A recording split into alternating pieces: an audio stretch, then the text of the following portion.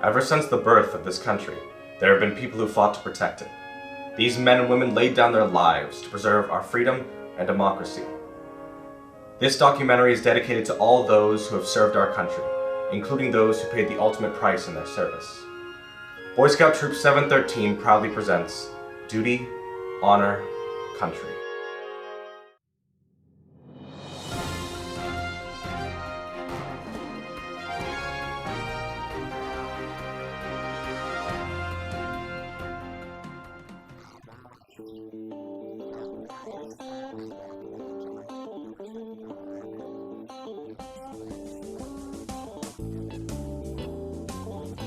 By the time I was 16, I knew I wanted to do it. By the time I was 17, I was going down into the local National Guard outfit before I'd even graduated high school, and wanted to know if I could sign up and then,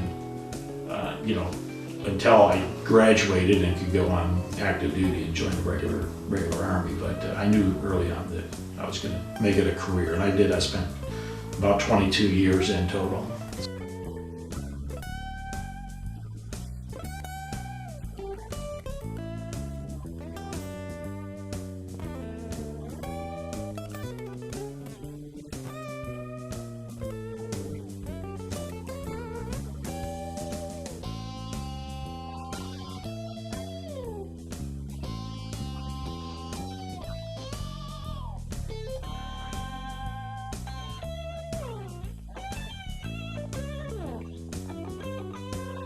I always wanted to go in the Marines. I tried to enlist after high school, and my father said, no, I want you to go to college. So out of respect for him, I went to college, thought I had missed the boat. I was working as a police officer in New York and saw a Marine captain, went over to thank him for his service, and he said, oh, we've got just a program for guys like you. So I resigned from the police department and went in. I've always wanted to join the Marine Corps. I've always wanted to be a Marine, and I've always wanted to be an aviator in the Marine Corps. I joined late in life. I was 30 years old when I decided to embark on the officer tour, and I ended up joining when I was 30 years old. I joined the military primarily because every male in my family, going back is through multiple generations, has been in the military. My grandfather was a Marine, my father was in the Army, my brother was in the Air Force. I joined the Navy. I went into ROTC, a Naval ROTC scholarship at USC, so the Navy paid for my undergraduate education, which was a big plus. And in my mind, growing up, that was just what people did. What men did is they went into the military. So.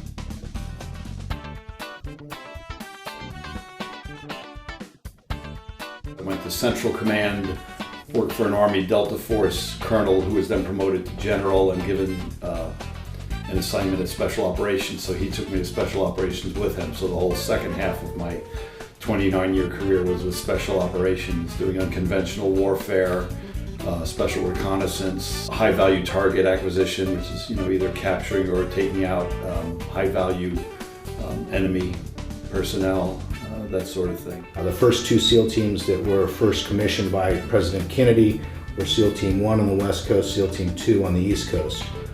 So it had the longest history, along with SEAL Team 1, of being an operational SEAL team, which is why I chose SEAL Team 2. Also, SEAL Team 2 had the NATO commitment, which is the European commitment, which meant spending a lot of time in Europe, a lot of time up above the Arctic Circle and doing operations up in the Northern Hemisphere. The bulk of my career, I was in the Army Special Forces, or the Green Berets, and most of that I spent on an operational detachment as both the engineer sergeant and later as the team sergeant.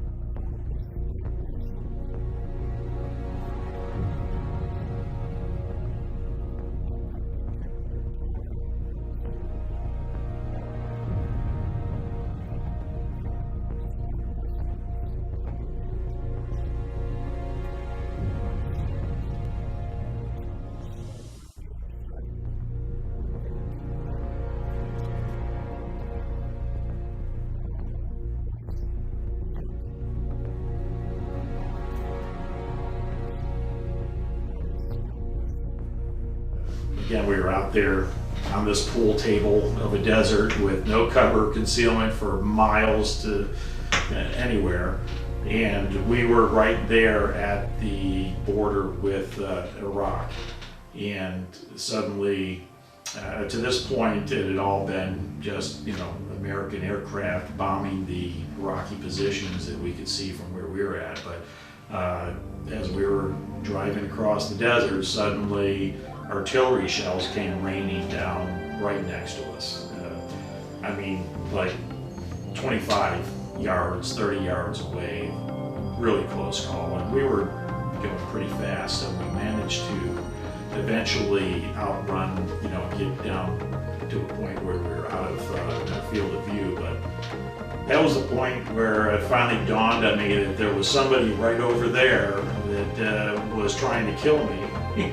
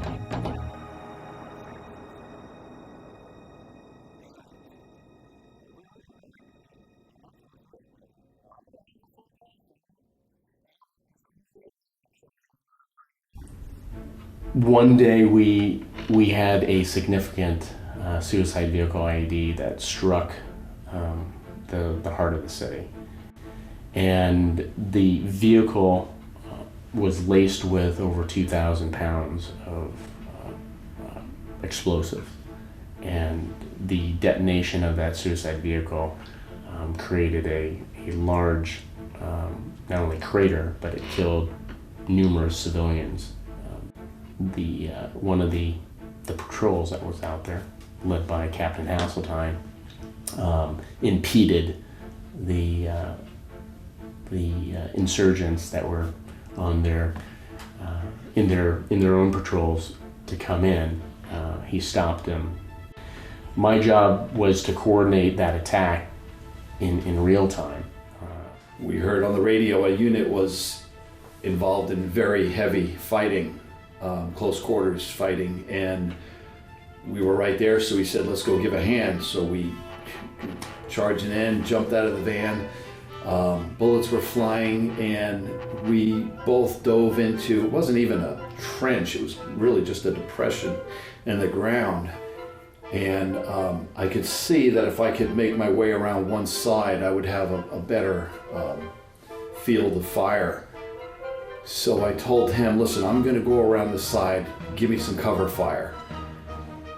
And just by coincidence, no sooner I said, all right, ready, 1, 2, 3, go. I jumped up and then all hell broke loose. There was just an unbelievable volume of enemy fire. And I quick jumped right back down to where we were.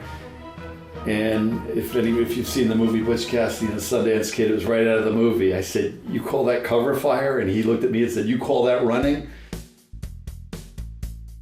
Most important one is never to quit. That really, there's nothing that you can't do.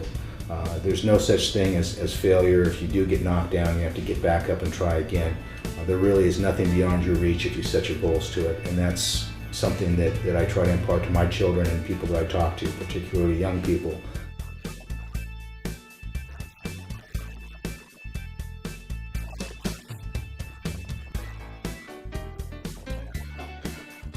Probably the most significant thing I learned in the military was the importance of doing your job to the very best of your ability. You know, to do things well, to take your training and your responsibilities very seriously, because it brings a whole new meaning to doing a good job when your life and the lives of the buddies that around you is literally at stake. You know.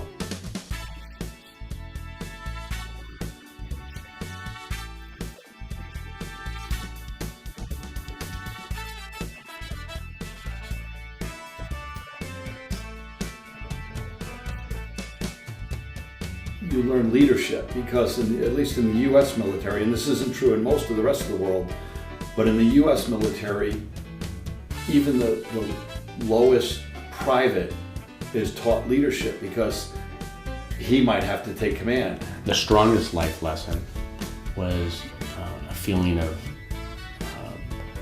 camaraderie and altruism that exists in the Marine Corps, as well as other services, but specifically I know the Marine Corps.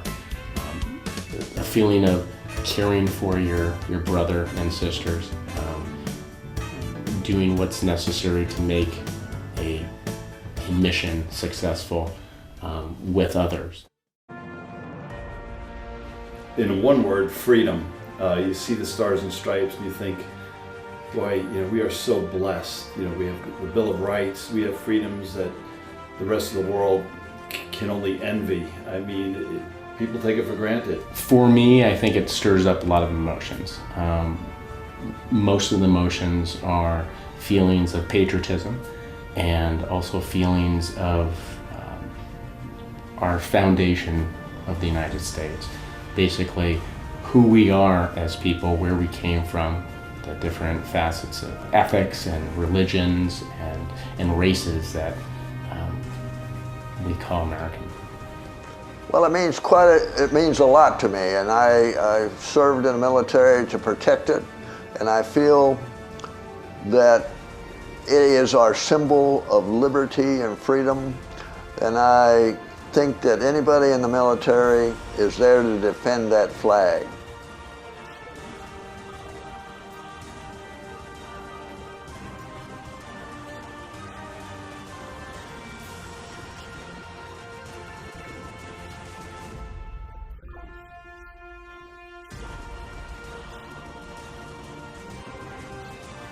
American flag represents our nation, which encompasses everything that we are and everything that our forefathers were. So it ties us together to our past and also represents the promise of the future. It represents the ability to be a free people with a free will and a free nation, and to leave that to our children.